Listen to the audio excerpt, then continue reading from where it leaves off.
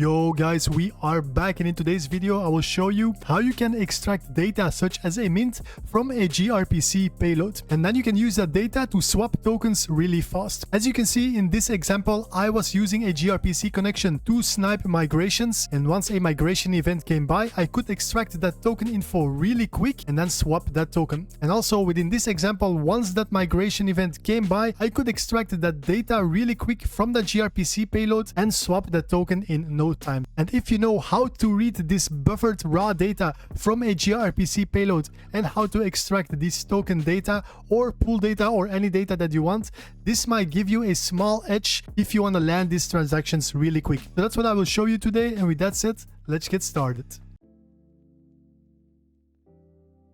Alright, so we are within the code base, and as you can see, I still have all the account keys locked out from these two swaps that I did earlier. And just to explain real quick, this code base, what it does, it sets up a gRPC connection, and then it will look for a certain instruction, and that instruction is mentioned here. An instruction that we look for is the migrate instruction within the PumpSwap program. So this is the program that we're looking for, and this is the hexadecimal representation of that instruction, and this is the exact same representation but in buffer format. And how do I find that? If I go to that transaction, you can see that the migration event was triggered here, and if you show the raw data, then you can also find here the instructions data, and this is the hexadecimal representation that we are looking for, because this hexadecimal representation actually is the same as these instruction details here, or that's how we can actually filter out these instructions from that gRPC payload. And as you can see here, it says migrate. So that's what we did. We copied this and then we actually turned that into a buffer format, because this instruction in buffer format, we can compare it against the gRPC payload, because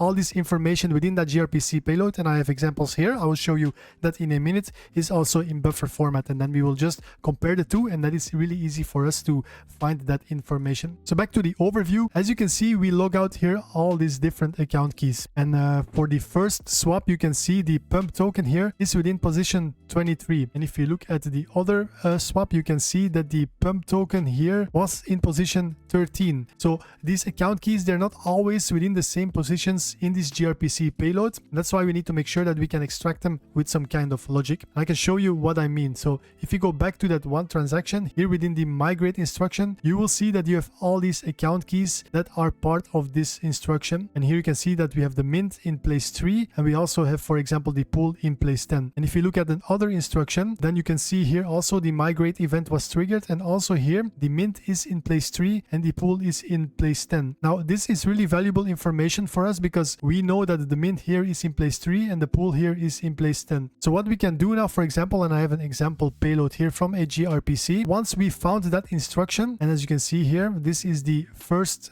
payload that we received, and this one has two instructions. I can also go to that exact instruction here within SolScam. Here we see the first instruction, migrate, and then if we scroll down all the way, you will see the second instruction here, compute budget. So these are the two instructions that we are looking at. And this instruction, the first one, has of course more input accounts than the other, and that's also what we can see here. So the first instruction has 24 input accounts, or these account keys, and the second one has none. We know that within this instruction, which is the migrate instruction, the mint key was in place 3, and you can see here place 3, the data, because we are looking at the accounts from this instruction. In place 3 it says 13, which means that within place 13 of the account keys, that is the representation of the actual mint. And if we look at the actual account keys here, what we can do is count 1, 2, 3, 4, 5, 6, 7, 8, 9, 10, 11, 12, and 13. And we start from 0, so we have to actually make sure that we go one further, number 14. So this we can copy, and I have a quick script here which I can show you what I mean. So if I copy this buffer here and I paste it and I save this, then we can also run this. And if we run this now, then you will see that we can convert that into the actual pump. You see here the pump token, and that is the actual pump token that we extracted from this example here.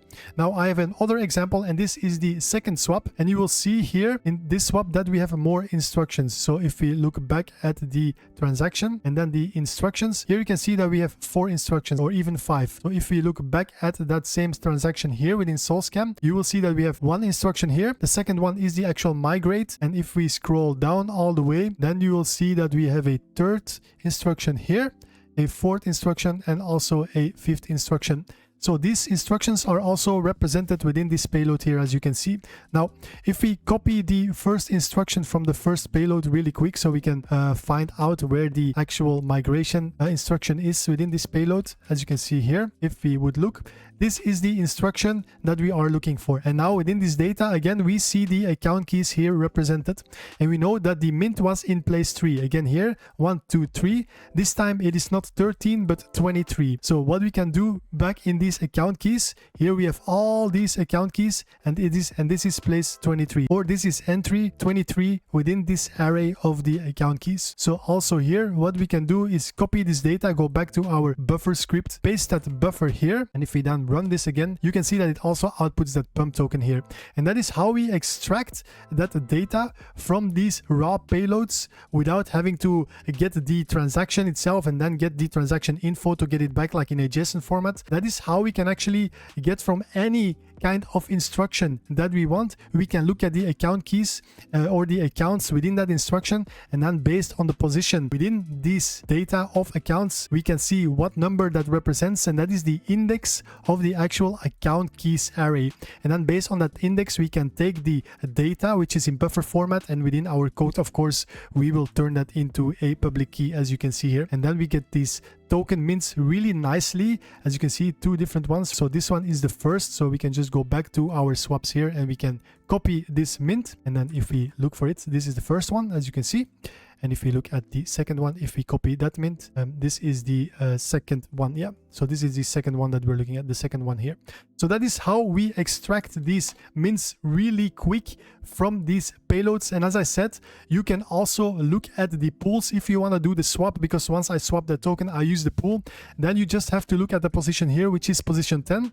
And if you look at this other instruction here itself, also the pool is in position 10. So then you would look at these payloads, and of course, you would not look at position 3, but you would look at position 10. And also here you get the index then from that account key represented within this account keys array. Once you have this token mints really quick, then you can swap them. And I also do that within this code base. I use a PumpSwap SDK, which allows me to swap these tokens really quick. Everything is on chain, so we get the token from the gRPC data, and then we use the PumpSwap SDK to swap that token really quick. And in this code base, I also use the Lightspeed network from Solana Vibe Station to actually land that token even quicker. But again, today I just show you how you can extract the data from these payloads. Now, the example and the whole code base is available via Discord. So if you're interested in that, the link will be in the description. Again, if you think this is interesting, like the video, subscribe to the channel. And with that said, I hope to see you in the next one.